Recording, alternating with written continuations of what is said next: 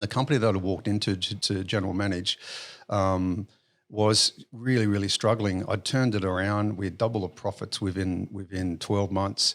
And he gave me this piddly little bonus and it was something like $500. And I was just like, what? Is this what it's actually like out there? No, it's not happening. So I just stumbled across a little mum and dad company. The company at the time was called Charisma Signs, and they were looking to sell and get out. It was a pokey little factory, had a couple of little bits of machinery in it. I backed myself, made them an offer.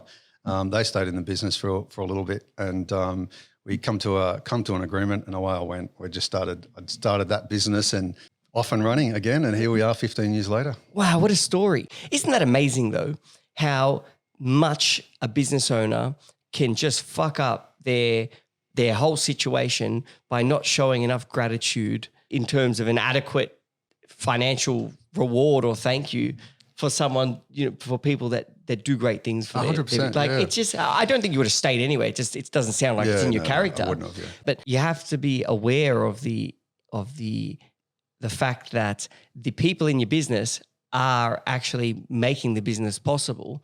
And, so when the business wins, people should win. Like that's part of the teamwork. Yeah, definitely. I mean, even my current employees, a lot of them have been long-term employees. We don't have a high turnover of staff. We have the odd sort of 2 or 3. But a lot of the management, a lot of the senior guys, as I said, I'm still working today. And this employees have been 14 years, 13 years, 10 years. Wow. Even management to this day, I mean, everyone's just rewarded. They're paid well. They're recognised. We have great culture. We have good values. And I base everything on that and of all those learnings. So what's your strategy around leadership then? What do you think causes such a happy workplace? Because I would imagine a lot of other companies that look at you guys, that are competition, would think, oh, this is a good place to go poach some staff from. But obviously they're staying. So what are you doing that's keeping them? I mean, they tell me it happens quite a lot, but they're all loyal. They're all stay. And look, I just think I put it down to just being honest and just letting people have a say, letting people show what they're capable of, giving them a bit of leeway to shine and show their strengths. I'll let everybody have an input into their position. So we brought in the EOS system about a year ago. Mark Denoyer actually, he's a member of CUB. Yeah. So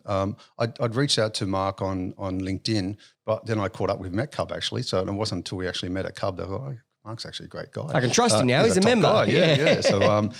So that's really changed the dynamic and the culture of the business as well from a leadership perspective.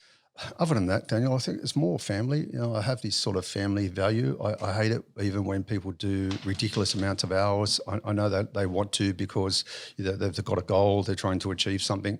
But for me, people should be at home spending time with their families, and that's right down to the manufacturing staff as well. So if I see people are doing stupid hours, I want to put a bit of a stop to that, and they should be at home. It just tells me we need more staff when people are doing silly hours. So spending time with family is probably the number one key, and I try and push that as much as possible. It sounds like in that sense you're looking at their lives as a whole and realising that work isn't the only aspect of my team's life. They've got the most important aspect perhaps could be their family, which is probably the reason they are working. Mm-hmm. And you need to make sure that's always that you respect that.